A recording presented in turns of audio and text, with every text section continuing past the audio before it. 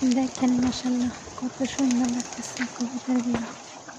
আমাদের দেশে হলে এতদিনের কবুতর চুরি করে খাইয়া বাগে নিয়ে ফেলাই দিত, বুঝছেন। আর এখানে দেখেন কত কবুতর, ওরা খায় না কবুতর।